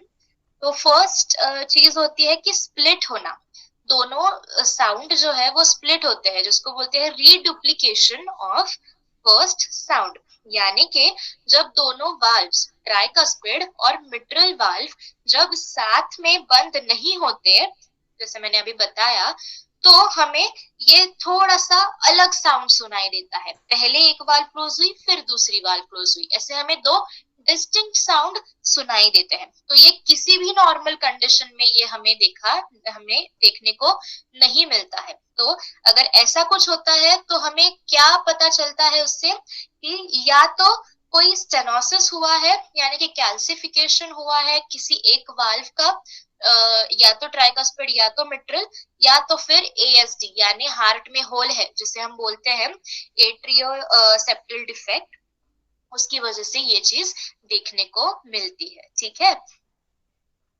इसके अलावा एक और चीज होती है कि इस साउंड का थोड़ा कम सुनाई देना, यानी धीरे सुनाई देना, सॉफ्ट साउंड जिसको हम बोलते हैं।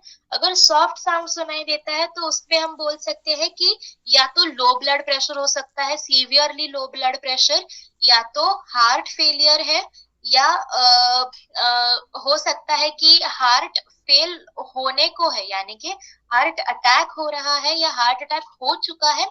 इसके वजह से भी ये साउंड हमें धीरे, बहुत धीरे सुनाई पड़ता है। थर्ड, सॉफ्ट साउंड के अपोजिट लाउड साउंड, बहुत ज्यादा अगर साउंड ये आता है, फर्स्ट साउंड नॉर्मल से बहुत ज्यादा प्रोमिनेंट अगर सुनाई देता है तो हम बोल सकते हैं कि इट इज मिट्रल स्टेनोसिस, यानी कि मिट्रल वाल्व जो है हमारी उसका स्टेनोसिस यानी कि कैल्सिफिकेशन हुआ है, या तो सेकेंड अक्यूट रूमेटिक फीवर में ये देखा जाता है लाउड साउंड। ओके, एक और चीज है इसमें जिसको बोलते हैं cannon sound, CANNON, cannon sound. तो इसका मतलब क्या होता है कि ये जो फर्स्ट हार्ट साउंड है वो हमें बीच में से ही बहुत जोर से सुनाई देगा। तो इसको लिखते वक्त या बताते वक्त कैसे बोलते हैं कि loud first sound heard intermittently, यानी कभी नॉर्मल है, कभी एकदम से ज्यादा आवाज आ रहा है। ठीक है, तो ये कब दिखाई देगा हमें, मतलब ये कब सुनाई देगा?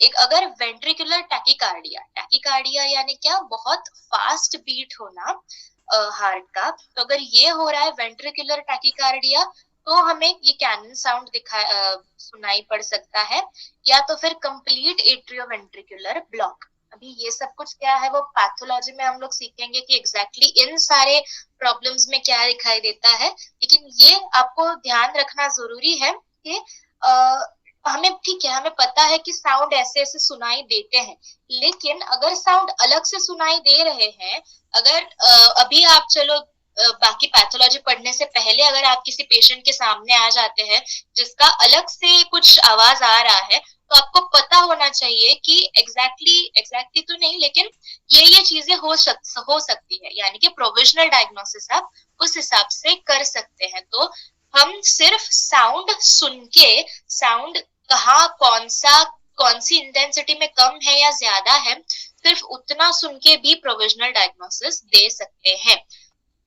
ओके, सो इतना हुआ हमारा फर्स्ट साउंड का। सेकेंड साउंड में जाते हैं हम लोग। तो सेकेंड साउंड हमने देखा कि last stage of cardiac cycle में हमें ये देखने को मिलता है। It is due to the sudden closure of pulmonic and aortic valve. ठीक है, ये दोनों वाल्व्स जब एकदम से बंद हो रही है और साथ में बंद हो रही है, सडन एंड साइमल्टेनियस क्लोजर, तब हमें सेकेंड हार्ट साउंड सुनाई देता है। इसको जब लिखते हैं या बोलते हैं तो इसको हम बोलते हैं डब, DUBB, डब। ठीक है, तो फर्स्ट और सेकेंड हार्ट साउंड लब डब हमें सुनाई भी जब देता है तो उसी इसमें सुनाई देता है फास्ट। ठीक है, तो सेकेंड साउंड को हम बोलते हैं डब, DUBB। इसका भी ड्यूरेशन सिर्फ 0.10 to 0.14 सेकेंड्स का होता है, और फ्रीक्वेंसी यानी कि 1 सेकेंड में 50 साइकिल्स इसके हो सकते हैं। ओके, ठीक है, तो इसका भी अगर हम लोग देखें तो सेम अप्लाइड फिजियोलॉजी में सेम चीजें देखने को मिलती है। फर्स्ट जैसे हमने स्प्लिटिंग देखा फर्स्ट हार्ट साउंड में, वैसे सेकेंड हार्ट साउंड में भी हमें स्प्लिटिंग यानी कि दो अलग अलग साउंड सुनाई दे सकते हैं। तो इसमें लेकिन एक बात ये है कि अगर ऐसे हमें सुनाई दे रहे हैं अलग अलग साउंड्स, तो ये फिजियोलॉजिकल भी हो सकता है और पैथोलॉजिकल भी हो सकता है। अगर फिजियोलॉजिकल हो रहा है तो फिजियोलॉजिकली कब हमें दो थोड़े से अलग साउंड सुनाई देंगे? अगर डीप इंस्पिरेशन यानी कि लंबी गहरी सांस लेते हुए अगर हम चेक कर रहे हैं तो हो सकता है कि हमें ये दोनों साउंड मतलब एक साउंड थोड़ा अलग अलग से सुनाई दे। तो ये क्यों होता है? तो जनरली एओर्टिक वाल्व जो है, एओर्टिक वाल्व और पल्मोनिक वाल्व तो बंद होने में अगर इंस्पिरेशन हम करते हैं तो वाल्व्स का जो क्या बोलते हैं बीच में डिस्टेंस होता है वो बढ़ जाता है, इसीलिए ब्लड का अंदर आना मतलब ब्लड जिस स्पीड से अंदर आ रहा है, आर्टरी में जा रहा है, वो चेंज होता है। इसीलिए जो वाल्व बंद होते हैं उनमें थोड़ा सा डिफरेंस हमें इंस्पिरेशन के वक्त दिखाई दे सकता है। इसके अलावा पैथोलॉजिकल अगर हम लोग देखें तो पैथोलॉजिकली अगर पल्मोनरी स्टेनोसिस यानी कि पल्मोनरी वाल्व, जो पल्मोनिक वाल्व हम देख रहे हैं यहाँ पे, जो पल्मोनरी आर्टरी को क्लोज करती है, वो अगर कैल्सिफाई हो गई है, उसमें अगर स्टेनोसिस आ गया है तो हमें ये पैथोलॉजिकल स्प्लिटिंग देखा जा सकता है। इसके अलावा राइट बंडल ब्रांच ब्लॉक, तो राइट बंडल ब्रांच यानी क्या, हमने जैसे कंडक्शन पाथवे में बंडल ऑफ हिस के दो जो ब्रांचेस देखे, ये यहाँ पे हम लोग देख रहे हैं right bundle branch and left bundle branch.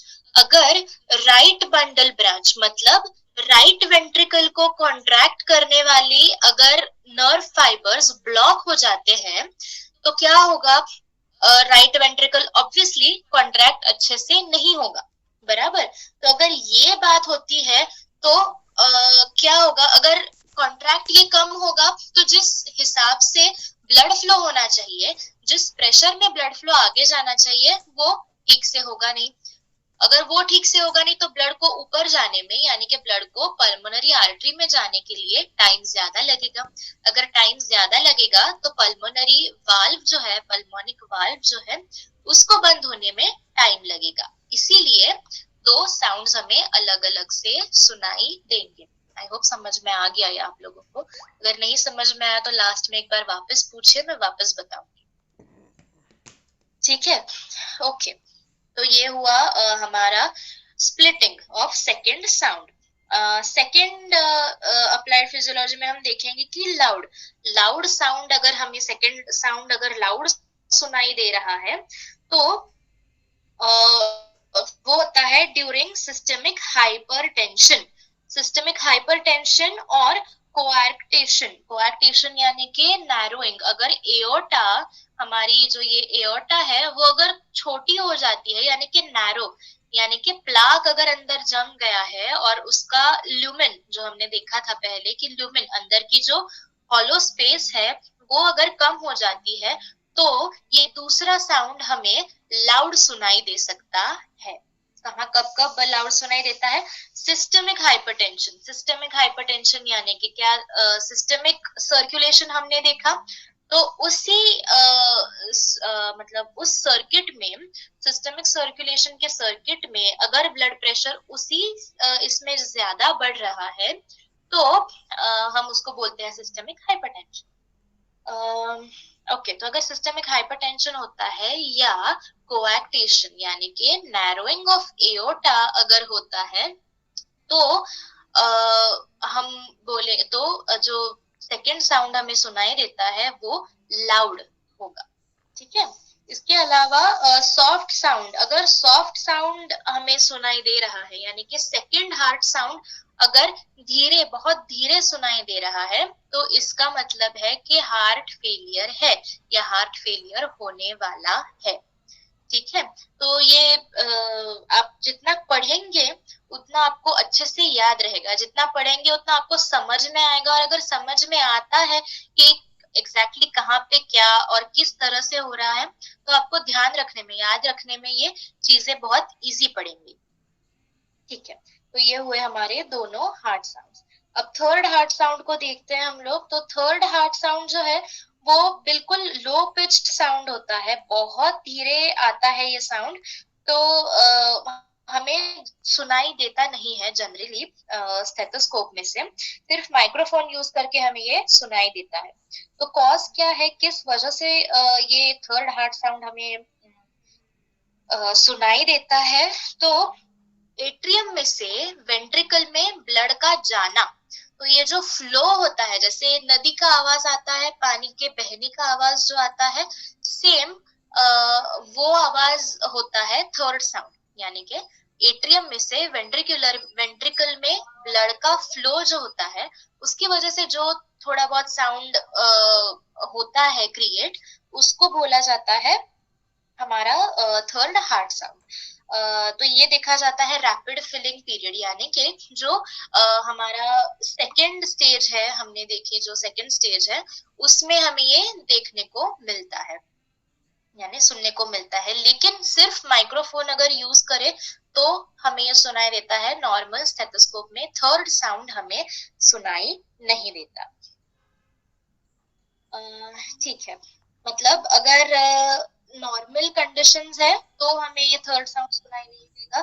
Pathological condition अगर कोई है तो हो सकता है कि ये हमें ब्लड फ्लो का आवाज सुनाई दे। तो बहुत इजी चीज है कि अगर ये ब्लड फ्लो नॉर्मल जब जा रहा है, अगर नॉर्मली एट्रियम में से वेंट्रिकल में जा रहा है तो हमें ये सुनाई नहीं देगा। अगर इस फ्लो में, यानी कि एट्रियम से वेंट्रिकल में आने में अगर कोई दिक्कत हो रही है तो हमें ये हार्ट साउंड सुनाई देगा। तो बेसिकली क्या होता है कि अगर हमारी वाल्व ठीक से काम नहीं कर पा रही है, पूरी तरह से बंद नहीं हो पा रही है, तो वेंट्रिकल में आया हुआ ब्लड वापस से पीछे जा सकता है। अगर ये वापस से पीछे गया तो कुछ अलग आवाज बनेगा। तो अगर ये कुछ ऐसा कुछ होता है तो हमें ये थर्ड साउंड सुनाई दे सकता है। इसको बोलते हैं, इस पैथोलॉजिकल कंडीशन को बोलते हैं एओर्टिक रिगर्गिटेशन। रिगर्गिटेशन यानी कि वापस से उसका आना, ठीक है। तो एओर्टिक रिगर्गिटेशन में या फिर कार्डियक फेलियर में भी हमें ये देखने को मिल सकता है, यानी सुनने को मिल सकता है। अगर सीवियर कंडीशन है तो ये सुनने को मिल सकता है थर्ड साउंड। तो जैसे पानी के बहने की आवाज होती है, कुछ वैसे रिसेंबल करता है ये थर्ड साउंड ऑफ हार्ट, अगर पैथोलॉजिकल कंडीशन है तो। ओके, अब फोर्थ साउंड जो है, fourth sound is completely inaudible. ये हमें बिल्कुल सुनाई नहीं देता है नॉर्मल कंडीशंस में, फिजियोलॉजिकल कंडीशंस में। अगर पैथोलॉजिकल कंडीशन है तो हमें ये सुनाई दे सकता है, वो भी सुनाई देता है। मतलब जैसे मैंने बताया कि ग्राफिकल रिप्रेजेंटेशन में ही उसको हम देख सकते हैं और पता कर सकते हैं कि वेदर इट इज नॉर्मल या पैथोलॉजिकल। तो ठीक है, अगर जनरल ये जो साउंड प्रोड्यूस होता है वो होता है ड्यूरिंग एट्रियल सिस्टोल। मतलब एट्रियम्स जब कॉन्ट्रैक्ट हो रहे हैं तब हमें ये साउंड सुनाई देना चाहिए, मतलब सुनाई देता है, तब प्रोड्यूस होता है बेसिकली। इसके अलावा कब हमें ये ऑडिबल हो सकता है स्टेथोस्कोप में, तो जब दोनों वेंट्रिकल्स, दोनों या ईदर वेंट्रिकल जब स्टिफ हो जाते हैं, जब इलास्टिसिटी मसल्स की खत्म हो जाती है, जब कॉन्ट्रैक्ट अच्छे से नहीं कर पाते हैं वेंट्रिकल्स, तब हो सकता है कि ये फोर्थ साउंड हमें सुनाई दे।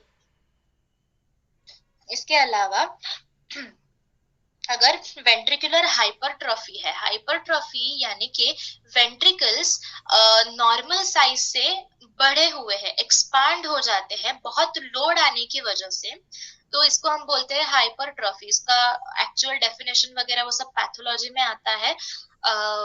तो बेसिकली हाइपरट्रॉफी यानी कि क्या, जो नॉर्मल साइज हम यहाँ पे देख पा रहे हैं उस नॉर्मल साइज से एक्सपांड होके बहुत बड़ा बन जाता है वो वेंट्रिकल, और इसीलिए फिर लेबर जो है, हार्ट का जो लेबर होता है, काम जो करना पड़ता है हार्ट को, वो बढ़ जाता है, ठीक है। इसीलिए तो वेंट्रिकुलर हाइपरट्रॉफी अगर होती है बहुत ज्यादा और लॉन्ग स्टैंडिंग यानी कि क्रॉनिक अगर होता है, तो ये फोर्थ साउंड हो सकता है हमें स्टेथोस्कोप में सुनाई दे। इसके अलावा अगर लॉन्ग स्टैंडिंग हाइपरटेंशन है, मतलब बहुत ज्यादा क्रॉनिक अगर हाइपरटेंशन होता है, हाई बीपी की प्रॉब्लम है बहुत ज्यादा सालों से, तो हो सकता है कि ये हमें साउंड सुनाई दे। ठीक है, तो हमें ये फोर्थ साउंड अगर कभी आता है, सुनाई देता है हमें स्टेथोस्कोप में, तो उस फिनोमेना को बोलते हैं ट्रिपल हार्ट साउंड। ठीक है, और ये अगर हम एपेक्स पे, मतलब यहाँ पे अगर हम लोग ऑस्कल्टेशन करते हैं, यहाँ पे बिल्कुल बेस में जो हार्ट के अगर हम स्टेथोस्कोप रखते हैं, तो ये सबसे अच्छे से सुनाई दे सकता है। जब भी देता है तब एपेक्स में सुनाई दे सकता है। तो हमने देखा कि fourth sound is totally inaudible in physiological conditions. Pathological conditions में हमने देखा कि अगर वेंट्रिकल्स हाइपरट्रॉफिक हो जाते हैं, यानी कि अपने नॉर्मल साइज से ज्यादा बढ़ के हाइपरट्रॉफिक हो जाते हैं, तो हो सकता है कि ये साउंड सुनाई दे। इसके अलावा बहुत ज्यादा क्रॉनिक अगर हाइपरटेंशन है, हाई बीपी की प्रॉब्लम है बहुत ज्यादा टाइम से, तो हमें ये फोर्थ साउंड सुनाई दे सकता है। ठीक है, और अगर सुनाई देता है हमें, तो इसको हम बोलते हैं ट्रिपल हार्ट साउंड। तो नोन केस में आप लिख सकते हैं कि हमें ऑस्कल्टेशन में सुनाई दिया ट्रिपल हार्ट साउंड। तो हमने आज चारों हार्ट साउंड्स देखे, उनकी अप्लाइड फिजियोलॉजी देखी है, एंड इसके अलावा कार्डियक साइकिल देखी। किसी को कोई डाउट है तो पूछ सकते हैं। इसको प्लीज वापस से पढ़िए। मैंने जो आपको रेफरेंसेस भेजे हैं, उसमें बहुत सैम्बुलिंगम की जो किताब है, उसमें ये हार्ट साउंड्स स्पेशली बहुत अच्छे से दिए हुए हैं। उसकी अप्लाइड फिजियोलॉजी भी बहुत अच्छे से दी हुई है। अगर आप चाहे तो उसमें से पढ़ सकते हैं बहुत अच्छे से। ठीक है, किसी को कोई डाउट है पढ़िए। आपको हो सकता है आगे इसमें डाउट आए, तो नेक्स्ट लेक्चर में भी आप पूछ सकते हैं, तभी भी हम डाउट क्लियर कर देंगे। यस, पूछना है आपको कुछ? हाँ मैडम, मेरे पूछना था। आपने बोला ना फर्स्ट साउंड तो डब होता है बोल के, आपका आवाज हमको साउंड तो 0 नहीं, पहले जो 0.10 होता है ना, 0.17 सेकंड होता है ना, जब लब होता आवाज आता है। हाँ, तो वही पर तब आवाज जब आता है तो 50 टाइम्स मतलब साइकिल बढ़ जाता है, और उसका टाइमिंग 1.10 से 1.4 सेकेंड इतना मतलब डिफरेंस रहेगा ना। 1.4 नहीं, 0.14 0.14 हाँ, 0.14। और पहले का और 0.110 होगा क्या? नहीं ना, 0.10 यानी कि 0.1 ही होता है वो, क्योंकि आगे का 0 पकड़ा नहीं जाएगा। तो 0.1 से लेके 0.14 तक, मतलब 0.004 सेकेंड का डिफरेंस देखा जा सकता है। हाँ, ओके। मतलब और एक बात, और फिजियोलॉजिकल आप बोला ना, फिजियोलॉजिकल ऐसा और पैथोलॉजिकल, मतलब जो नॉर्मल रहता है तो फिजियोलॉजिकल बोलते हैं, और जब क्रोनिक होता है पैथोलॉजिकल ऐसा बोल। क्रोनिक नहीं, वही समझ में आना। तो देखिए, अगर नॉर्मल है तो फिजियोलॉजी, ठीक है, हमारी बॉडी में जो भी सारी चीजें नॉर्मल हो रही है वो हमारा फिजियोलॉजी है। ठीक है, और अगर उसमें कुछ गड़बड़ हो जाती है तो वो पैथोलॉजी है। अप्लाइड फिजियोलॉजी जो मैं बोल रही हूँ, तो अप्लाइड फिजियोलॉजी इसका मतलब होता है कि जो हम फिजियोलॉजी हमने पढ़ी है वो हमें अप्लाई किस तरह से करनी है। जैसे मैंने बताया कि ठीक है, आपको पता है कि 2 साउंड आते हैं, लब और डब, तो आप सुन रहे हैं 2 साउंड आए, लेकिन अब बीच में अगर छोटा सा अलग साउंड आपको सुनाई दिया है, तो आपको पता चलेगा कि ये फिजियोलॉजिकल है या पैथोलॉजिकल है। इसीलिए इसको बोलते हैं कि ये हमारी नॉर्मल फिजियोलॉजी है। तो इस तरह से हमें अप्लाई करना है। इस